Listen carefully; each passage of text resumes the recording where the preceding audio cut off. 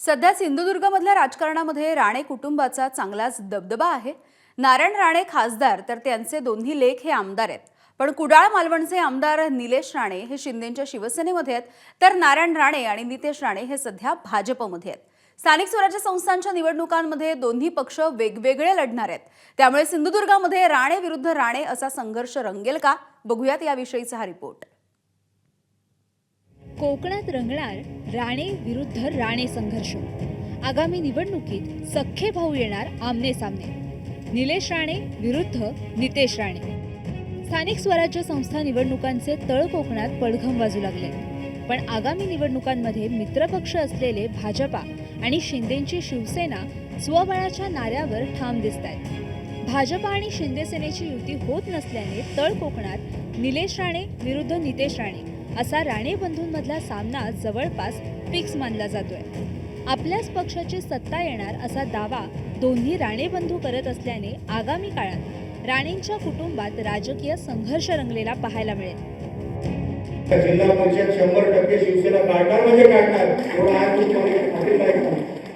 शिवसेना म्हणो किंवा भारतीय जनता पक्ष तुल्यबळ ताकदगर असेल तर युती करून महायुती करून आम्ही बंडखोरीला कशाला आम्ही प्रोत्साहन देऊ। गेल्या जवळपास 27 वर्षांपासून सिंधुदुर्ग जिल्हा परिषदेवर राणेंची सत्ता आहे। आता वडिलांचा हाच वारसा शिवसेनेच्या माध्यमातून वाढवण्याचा निर्धार केलाय राणेंचे थोरले चिरंजीव आणि शिवसेनेचे आमदार निलेश राणे यांनी। शिवसेना वाढवण्यासाठी आणि शिवसेना मजबूतीसाठी आपण मैदानात उतरल्याची त्यांनी घोषणाच करून टाकली आहे। जिल्हा परिषद राणेचा टिकवली ना, जो एक दर्जा मिळून दिला जिल्हा परिषदेला, तो दर्जा आमच्या शिवसेनेच्या माध्यमातून आम्ही तोच दर्जा मिळवून देऊ, एवढं मी तुम्हाला खात्रीलायक सांगतो। त्या जिल्हा परिषदेचं नाव अख्ख्या महाराष्ट्रामध्ये करून कुठेही आपले जिल्हा परिषदेचे सदस्य गेले, कुठल्या अभ्यास दौऱ्यासाठी गेले, तुम्ही कुठून आला तर हे सिंधुदुर्गातून आले, त्यांचा मान आपल्या जिल्ह्यामध्ये वाढवून देऊ, अशी जिल्हा परिषद शिवसेना चालवते। तर दुसरीकडे निलेश यांना आव्हान आहे त्यांचे धाकटे बंधू आणि भाजपाचे मंत्री नितेश राणे यांचं। पण आगामी निवडणुकांवरून त्यांनी आपल्या मोठ्या बंधूंपेक्षा समंजस आणि संयमी भूमिकेची निवड केलेली दिसतेय। बंडखोरीचं पीक नको म्हणून जिल्ह्यात दोन्ही पक्ष वेगळे लढण्याच्या भूमिकेत असल्याचं नितेश यांचं म्हणणं आहे। यासाठी थेट देवेंद्र फडणवीसांनी दिलेल्या ग्रीन सिग्नलचाही त्यांनी उल्लेख केला। पण दोन्ही पक्ष निवडणूक जरी वेगळे लढले तरी पोस्ट पोल अलायन्स बद्दल नितेश यांनी सकारात्मक सूर लगावलाय। आम्ही प्रत्येक जण आपल्या आपल्या पद्धतीने स्वबळ म्हणणार की मैत्रीपूर्ण लढत, आम्ही प्रत्येक जण आपल्या आपल्या पद्धतीने कामाला लागलेलो आहे। प्रत्येकाला खऱ्या अर्थाने अगर आपल्याला आमच्या पक्षांमध्ये, कारण का ह्या सिंधुदुर्ग जिल्ह्यामध्ये तुल्यबळ ताकद आहे। शिवसेना म्हणो किंवा भारतीय जनता पक्ष तुल्यबळ ताकदगर असेल तर युती करून महायुती करून आम्ही बंडखोरीला कशाला आम्ही प्रोत्साहन देऊ।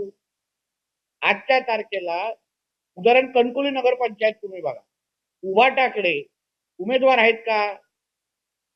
जिल्हा परिषदमध्ये उभाटाकडे 50 ते 50 उमेदवार उभं करण्याची क्षमता महाविकास आघाडीची आहे का?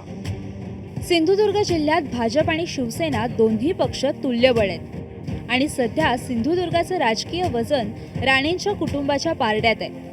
नारायण राणे भाजपाचे खासदार आहेत, नितेश राणे भाजपाचे मंत्री आहेत, तर निलेश राणे शिंदेच्या शिवसेनेकडून कुडाळमधून आमदार बनले आहेत। विधानसभेत महायुतीच्या जागा वाटपात कुडाळची जागा शिंदेच्या शिवसेनेला सुटली। यामुळे राणेंचे मोठे लेक निलेश यांनी धनुष्यबाण हाती घेत शिंदेच्या शिवसेनेत प्रवेश केलेला। आता दोन भाऊ आणि दोन पक्षांमधली ही मैत्रीपूर्ण लढत सत्ता काबीज करणार की आपापसातला संघर्ष आणखी वाढवणार हे आगामी काळात स्पष्ट होईल। सदाशिव लाड, एबीपी माझा, सिंधुदुर्ग। एबीपी माझा, उघडा डोळे बघा नीट।